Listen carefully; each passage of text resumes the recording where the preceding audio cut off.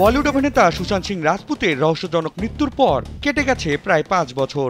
২০২০ সালে মুম্বাইয়ের বান্দ্রায় নিজ বাসভবনে তার মরদেহ উদ্ধার করা হয়, যা পুরো দেশ জুড়ে চাঞ্চল্যকর অবস্থার সৃষ্টি করে। সিআইবির করা রিপোর্টে সুশান্তের মৃত্যুকে আত্মহত্যা বলেই ধারণা করা হয়। তদন্তে খুন বা আত্মহত্যার প্ররোচনা দেওয়ার মতো কোনো বিষয় উঠে আসেনি বলে জানানো হয়েছে।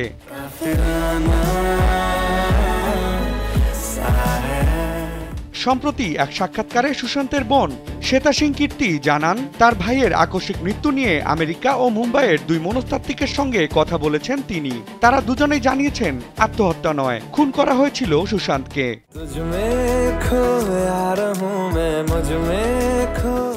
সুশান্তের মৃত্যুর রহস্যের তদন্ত রিপোর্ট নিয়ে কীর্তির মনে জমে আছে একাধিক প্রশ্ন।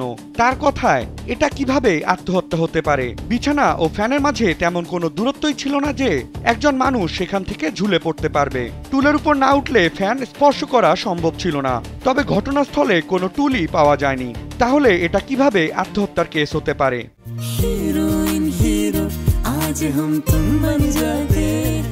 সুশান্তের মৃত্যুর সময় তার গলায় ফাঁসের দাগ পাওয়া গিয়েছিল, তবে অভিনেতার বোনের দাবি, ঘটনাস্থলে যে ওড়না পাওয়া গিয়েছিল সেটার দাগ সুশান্তের গলায় ছিল না। ওর গলায় শেকলের মতো কিছু একটার দাগ ছিল।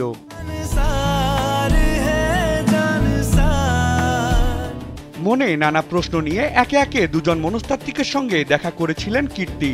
এমনকি সুশান্তের মৃত্যুর পর আমেরিকার মনস্তাত্ত্বিক নিজেই তার সঙ্গে দেখা করে জানান সুশান্তকে খুন করা হয়েছিল।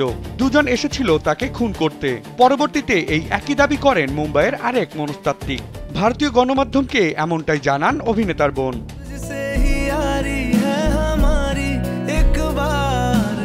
২০২০ সালের ১৪ জুন বান্দ্রার ফ্ল্যাট থেকে সুশান্তের মরদেহ উদ্ধার করে মুম্বাই পুলিশ।